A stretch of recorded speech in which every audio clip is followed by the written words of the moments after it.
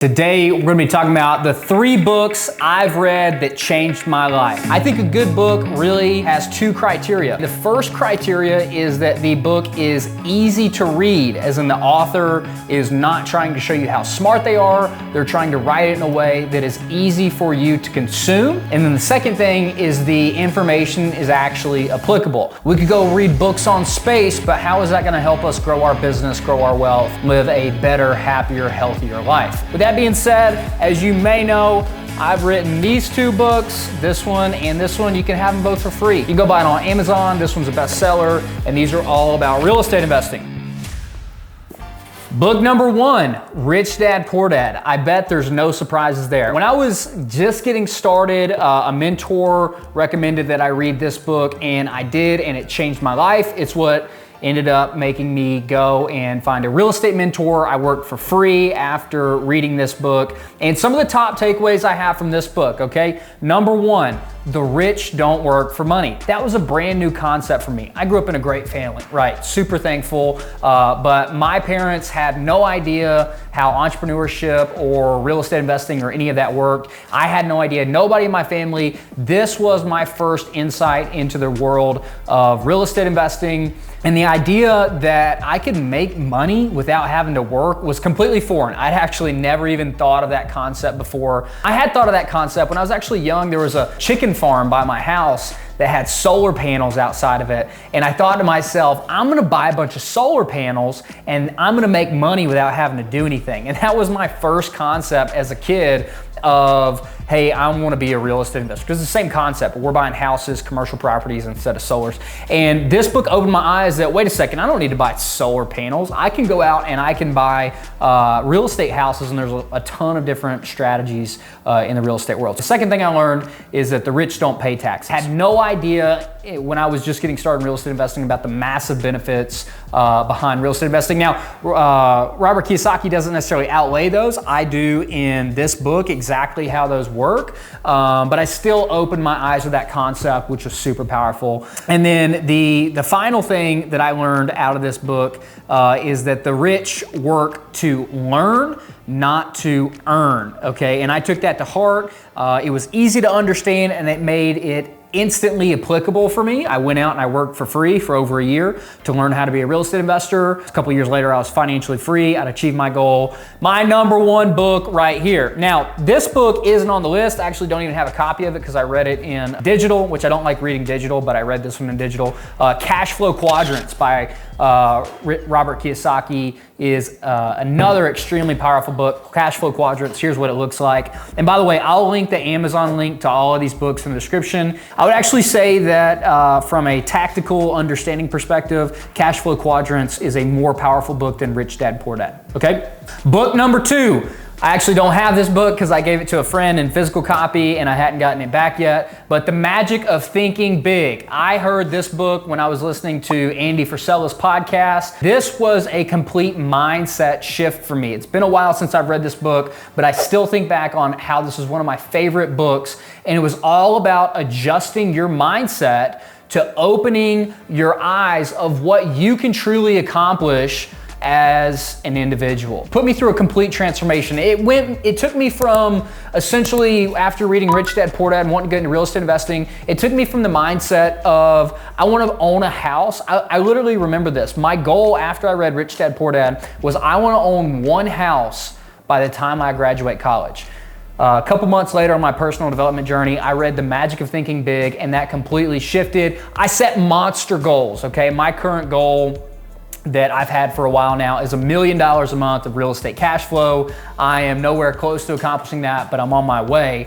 And I'll hit it one day because that is the target that I have set. But anyways, I went from the goal of wanting to own 1 rental house by the time I graduated college to when I actually graduated college, I was financially free and had done over $7 million of real estate transactions. Much different course of action. And this is kind of like the 10X by Grant Cardone. It's just shifting your thinking to bigger, more action. Let's do more activity, and it yielded me a really good result. So I'm sorry I don't have the physical copy, but that's a great book. Easy to read, great outcome for me, very applicable. The third book that I would recommend is this right here, Rocket Fuel by Gino Wickman and Mark Winters.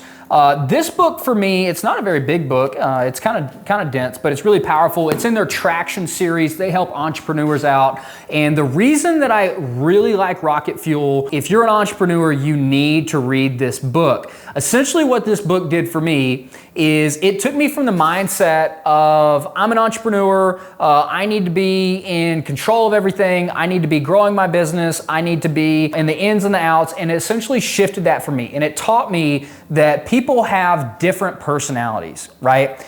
Imagine yourself as the head coach of a football team, right? You wouldn't put your offensive lineman at wide receiver, and then you wouldn't expect them, if they didn't have a great game at wide receiver, it would be your fault as the coach. It wouldn't be the wide receiver's fault, because they should really be playing linemen. And what I learned is to view myself. Who am I? What kind of skills do I possess? And then how do I build around me? And the main theme of this book is the visionary and the relationship that the visionary has with all the people in their team, specifically the integrator. The integrator is the yin to the yang, the visionary integrator. The visionary, and I'm a very visionary person, I think I have some integrator in me, but I'm definitely not the best, is I come up with these wild ideas, right? I'm gonna write a book. I'm gonna start a software company.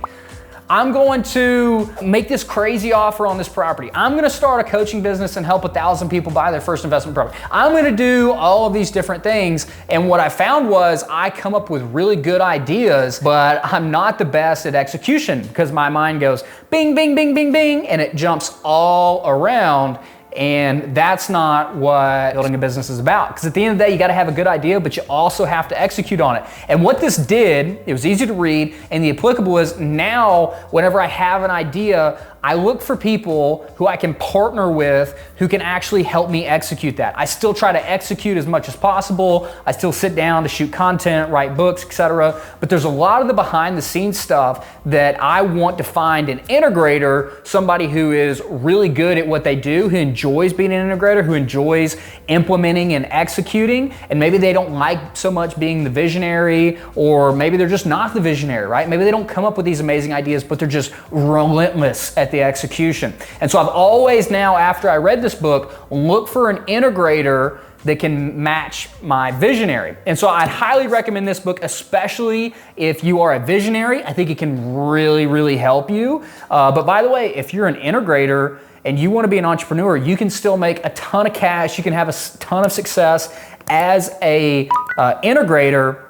And in fact, there are fewer integrators than there are visionaries, is what I learned from this book. So if you find a good integrator as a visionary, you have to respect and cherish that person so much, because the integrators are really the key to success for a lot of visionaries, and a lot of visionaries never find a good integrator to work with. It's all about building a team, but making sure, again, from the perspective of a football coach, that all the people are in the right positions, and that's what I learned from this book. So those are my top 3 books, guys. I'm sorry I don't have The Magic of Thinking Big, but I would go with Rich Dad, Poor Dad, and as a side note, I'd go with Cash Flow Quadrants behind that. I would go with The Magic of Thinking Big, and then I would go with Rocket Fuel if I were going back to my entrepreneurial self. But again, if I were going back and I just want to be a real estate investor, I think that this is one of the most powerful books you can read. I actually would read it after reading this book and after reading Cash Flow Quadrant. This is a lot of technical how-to, no fluff, real estate information. Actually, this is the book that I wrote that I wish I had